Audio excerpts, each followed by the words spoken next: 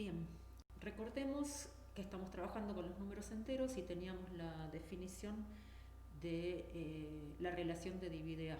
O sea que recordemos que si tenemos A y B números enteros, A divide a B si existe otro número entero K, tal que podemos escribir a B como K por A. Entonces llamaremos número primo a todo número entero que posee exactamente 4 divisores. Los números primos entonces tienen como divisores a P, menos P, 1 y menos 1, ¿sí? O sea, P es primo si su conjunto de divisores está conformado por exactamente 4 divisores. Por tanto, eh, por ejemplo, 2 es un número primo porque sus únicos divisores son 1 menos 1, 2 y menos 2, 3 también es primo, 5, 17. Hay que mirar que ningún número que no sea múltiplo de ningún número menor que él. Por ejemplo, 6 no es primo porque tiene más de 4 divisores. 0 no es primo porque tiene más de 4 divisores. Y después tenemos como casos especiales el número 1 y el número menos 1, que como tienen exactamente 2 divisores, tampoco son números primos. Bien, vamos entonces ahora a trabajar con esta proposición que nos dice que si un número divide a otro, entonces tiene que ser menor o igual que ese número, siempre que sean números naturales. Entonces, si tenemos A, B y C números naturales, entonces si A es el producto de B por C, significa que B es menor o igual que A y que C es menor que igual que A. Como son números naturales, B es mayor o igual que 1 y entonces multiplicamos por C a ambos miembros. Como C es mayor que 0, queda todo bien. Y como C por B es A según la hipótesis, tenemos que C es menor o igual que A. Saliendo de que 1 es menor o igual que C, multiplicamos ambos miembros por B y obtenemos entonces que B es menor o igual que A. Bueno, ahora tenemos esta definición que es de número par. Un número entero m se dice par si 2 divide a m, y un número entero es impar si 2 no divide a m. Es importante esta definición porque vamos a trabajar mucho con pares e impares. Veamos la siguiente proposición. Dice que si A es un número entero distinto de 1, menos 1 y 0, y A no es un número primo, entonces hay algún número natural T, de manera tal que es menor estricto que el módulo de A y T divide a A. Entonces, vamos a tomar, como A no es un número primo, A se puede escribir como el producto de dos números con R distinto de 1, menos 1, A y menos A. Tomando valor absoluto, tenemos que módulo de A es R por S, y entonces de la proposición anterior resulta que el módulo de R está entre 1 y A, pudiendo ser 1 y A, pero le habíamos dicho a R que no podía ser ni 1 ni menos 1, ni A ni menos A, con lo cual podemos sacar los iguales y nos queda que módulo de R está entre 1 y módulo de A. Como R divide a A, T igual a módulo de R es el número que estábamos buscando. Es importante entonces este teorema que dice que todo entero distinto de 1 y menos 1 es divisible por un número primo. La demostración la vamos a hacer por absurdo. Entonces supongamos que hay un número T entero distinto de 1 y menos 1 que no es divisible por ningún número primo. T no puede ser 0 y módulo de T es un número natural. Formamos el conjunto H de los T naturales tales que T es distinto de 1 y T es no divisible por primos. H resulta distinto de vacío porque hemos supuesto que hay un número que le está pasando esto, entonces a su opuesto también le pasa. Sabemos que 1 no pertenece a H porque teníamos que era distinto de 1 y de -1, pero por ser un subconjunto de números naturales, H tiene primer elemento al cual vamos a llamar G. G no es primo porque es divisible por sí mismo y entonces existe un K, y pertenece a H, ¿no? Entonces existe un K en los naturales, usando la proposición anterior, que es menor que G y que divide a G. Entonces K no puede pertenecer a H porque G es menor que G y G era el menor de los elementos de H. Entonces hay un P que divide a K, pero por la transitividad de la divisibilidad, si P divide a K, P también divide a G, con lo cual ahí se produce el absurdo que estábamos buscando. Bien, entonces tenemos lo que queríamos demostrar. El siguiente teorema es muy importante y dice que existen infinitos primos en Z. Supongamos entonces que existe un número finito de primos de P sub 1 a P sub n y formamos el número A haciendo el producto de todos los primos y a ese número le sumamos 1. El producto P1 por P2 por Pn tiene que ser distinto de 0 porque el 0 no es uno de sus factores, ¿sí? Y como 3 es primo, tiene que ser uno de estos factores y ese número tiene que ser divisible por 3, esta parte, no A. A es distinto de 1 y -1, por lo tanto debe ser divisible por algún primo. Hay un J, entonces, que está entre 1 y n, de manera que P sub J divide a A.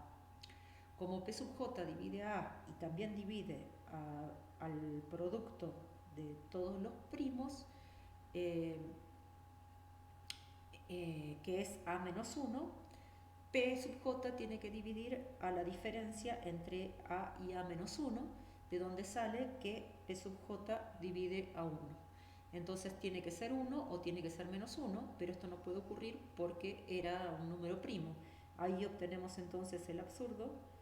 ¿Y de dónde provino el absurdo? De suponer que la cantidad de números primos era un número finito. Es una demostración distinta de la que hicimos en la otra vuelta. Y bueno, acá vamos a tener, para averiguar si un número es o no primo, hay que dividirlo por todos los números menores que él, pero esta se puede hacer por todos los números menor que su raíz cuadrada. Y eso es lo que vamos a demostrar acá. Si es un número natural distinto de 1 y no es primo, hay un primo P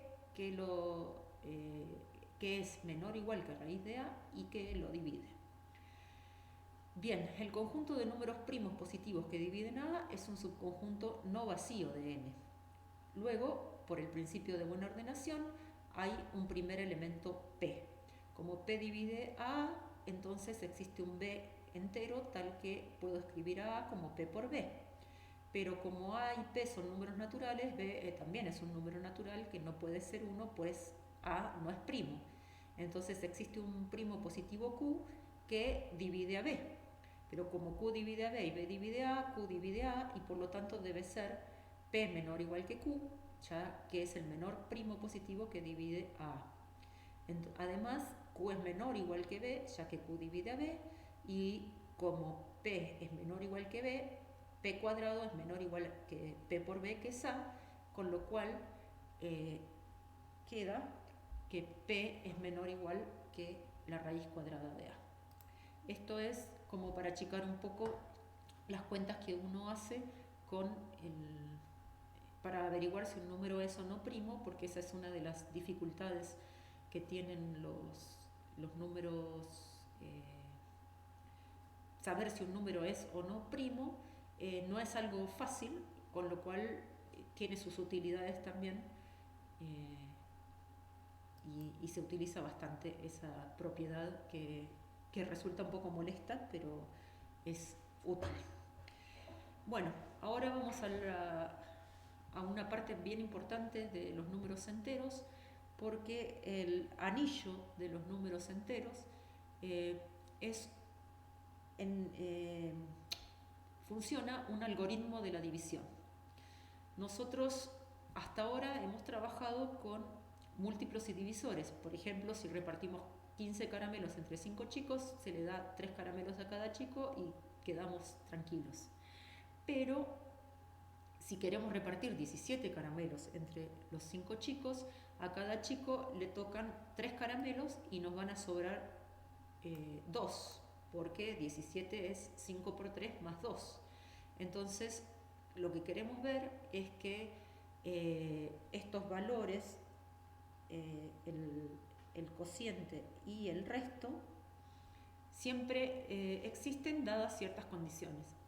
Entonces, si A y B son números enteros y B es distinto de 0, hay únicos números Q y R de Z que se llaman cociente y resto, de manera tal que A lo puedo escribir como B por Q más R, siendo R un número mayor o igual que 0 y menor estricto que módulo de B.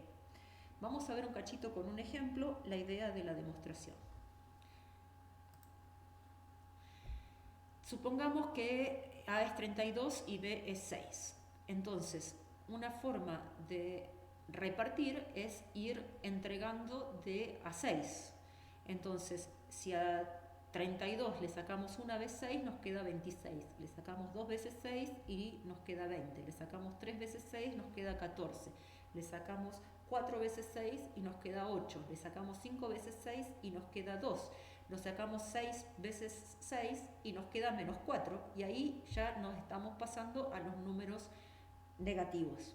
Por tanto, un número, el valor que se encuentra entre 0 y 6 es este, y de esta manera lo que hemos estado haciendo es pensando a la división como una resta sucesiva de el divisor.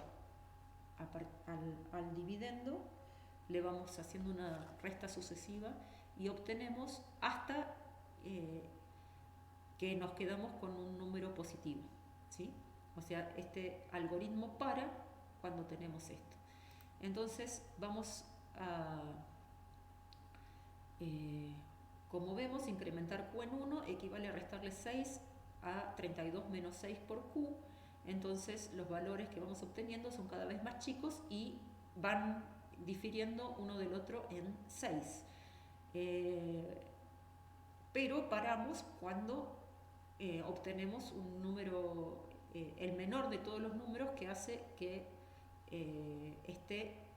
que cumpla la condición que 0 esté entre, que R esté entre 0 y 6, pudiendo ser 0 pero no pudiendo ser 6, ¿sí? Entonces lo que estamos buscando y viendo es que R es el mínimo de los valores naturales que pueden obtenerse de restarle a sucesivamente valores de B. Bien, entonces vamos a la demostración.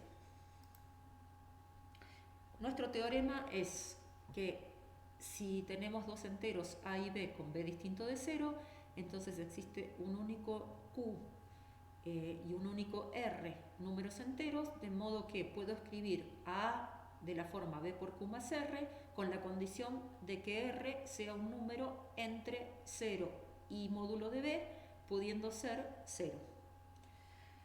Entonces, lo primero que vamos a demostrar es la existencia de Q y R. Entonces, vamos primero a pensar que estamos trabajando con A mayor o igual que 0 y B mayor que 0. Recordemos que B es distinto de 0, pero el primer caso que vamos a mirar es ambos positivos, o A puede ser 0. Pero lo bueno de si B es positivo es que módulo de B es igual a B, entonces armo el conjunto S de todas las posibles restas de A menos múltiplos de B, con Q números naturales y a eso le hago la intersección con los números naturales. Como S es distinto de vacío porque A está en S. Si tomamos Q en 0, por el principio de buena ordenación, entonces Q tiene un primer elemento R. O sea, este S que armamos no es vacío, está contenido en los naturales con el 0 y entonces está bien ordenado, con lo cual hay un primer elemento. R es un número que está en S y R es menor o igual que X para cualquier X que esté en S. Como R pertenece a S, entonces R es un natural O0 y es de la forma A menos B por Q para algún Q en N0. Entonces Q y R en Z y R mayor o igual que 0 y A es B por Q más R. Lo que nos falta ver es que R tiene que ser menor que B. Entonces supongamos que no. Es decir, que R es mayor o igual que B. Entonces R menos B va a ser mayor o igual que 0 y con lo cual R menos B es un número de los naturales con el 0. Escribimos R menos B reemplazando a R por el valor la forma en que lo escribíamos por pertenecer a S, y esto me da A menos B por Q más 1, donde Q más 1 pertenece a N0, pero entonces R menos B pertenecería a S, lo cual no puede ocurrir porque sería un número menor que R que pertenece a S, y esto significa que R no podría ser el primer elemento. O sea que suponer que R es mayor que B nos lleva a un absurdo. Así que debe ser R menor que B. Vamos ahora entonces a mirar el caso en que A es positivo pero B es menor que 0, con lo cual el módulo de B es menos B. Entonces, como A es mayor o igual que 0 y menos B mayor que 0, por lo que probamos antes, existen un Q' y un R', de manera que podemos escribir a A en función de menos B. Entonces, si tomamos Q como menos Q' y R igual a R', teniendo en cuenta que módulo de B es igual a B, resulta que podemos escribir a A de la forma B por Q más R con la condición que le estábamos pidiendo.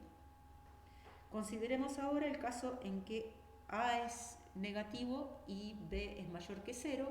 En este caso módulo de B es igual a B. Entonces, como menos A es mayor que 0 y B es mayor que 0, aplicamos el primer caso y tenemos un Q' y un R' para menos A y B, que lo escribimos de esa manera, con R' entre 0 y B. Pero entonces podemos escribir a A como B por menos Q' menos R, y si R' fuera 0, entonces va a tomar Q igual a menos Q' en Z y R igual a 0. Entonces supongamos que R' es mayor que 0. Entonces A va a ser B por menos Q' menos R', y entonces B va a ser menos Q' menos 1 más B menos R', y tomando el Q como menos Q' menos 1, que es un número entero, y el R como B menos R', que es un número entero, pero que va a ser positivo, resulta que A lo puedo escribir como B por Q más R con la condición que necesitaba, ¿sí? O sea, lo que hemos hecho es probar un primer caso y para los otros tres utilizar lo que habíamos demostrado. Nos falta ver un caso más, el caso en que A es negativo y B también es negativo y el módulo de B es menos B. Volvemos a hacer los mismos trucos de trabajar con menos A y con menos B. Entonces tenemos la posibilidad, escribimos a menos A de esta manera. Si R' fuera 0 está todo ok. Entonces supongamos que R' es mayor que 0, escribimos a A como B por Q' menos R', sacamos factor, sumamos y restamos B, y tomando Q igual a Q' más 1 en Z y R igual a menos B menos R' en Z, sale que este es positivo y es menor o igual que el módulo de B, y que a lo puedo escribir de la forma b por q más r. Tenemos entonces, solamente nos resta probar la unicidad.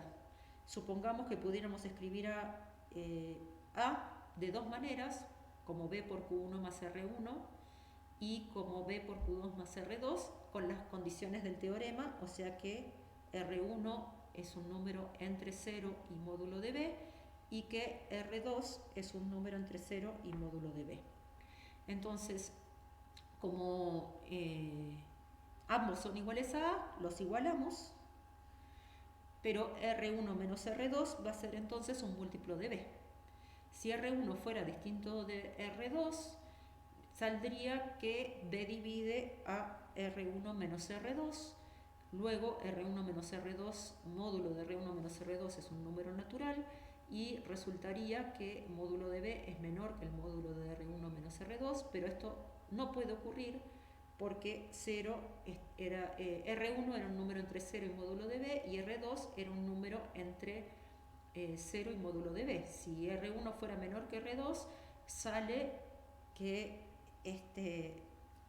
esta diferencia de valor absoluto es más chica que R2, y al revés, si es mayor que si R2 fuera menor que R1, entonces la única posibilidad es que R1 sea igual a R2, y entonces B por Q2 menos Q1 sería 0, de donde Q2 es igual a Q1, ya que B es distinto de 0. ¿Sí? O sea, en esta multiplicación, como está igualada a 0 y B es distinto de 0, el que tiene que ser 0 es este. Pero eso hace entonces que Q2 y Q1 sean el mismo número. Bien, entonces tenemos probado el algoritmo de la división. Vamos ahora entonces a mostrar con algunos ejemplos. Por ejemplo, si queremos encontrar el cociente y el resto de dividir menos 132 por 17, hacemos primero el resto de la división de 132 por 17, que nos da que 132 es 17 por 7 más 13, y entonces escribimos a menos 132 como 17 por menos 7, o sea, multiplicamos todo por menos 13, pero sumamos 17 y restamos 17, con lo cual tenemos menos 8 veces a 17, y 17 menos 13 nos da 4. Entonces el cociente y el resto de dividir a 132 por 17 es que Q vale menos 8 y R vale 4. Es muy fuerte esta condición de que R tiene que ser un valor entre 0, puede ser 0, o sea que los restos posibles de dividir por B son los valores entre 0 y módulo de B menos 1. Por ejemplo, si queremos encontrar el cociente entre Q y el resto de la división de 18 por 25, ¿sí? O sea, queremos dividir a 18 por 25, lo que encontramos es que el cociente vale 0 y el resto es 18, que es un número menor que 25, que es el divisor. El cociente y el resto de división de 360 por menos 9 es resto 0, porque menos 9 divide a 360, y Q vale 40. Una consecuencia importante del teorema del algoritmo de la división es que, como los restos posibles de dividir un número por 2 son 0 y 1, si A es par, vamos a anotar a los números de la forma 2 por K, y si A es impar, los podemos escribir de la forma 2K más 1, o a veces 2K menos 1 si nos resulta más conveniente, pero el hecho de poder escribir a los pares de esta manera y a los impares de esta manera es consecuencia del algoritmo de la división que hemos visto recién. Bueno, ahora vemos esta forma de escribir el resto, ¿sí? El R sub B de A significa el resto de la división de A por B.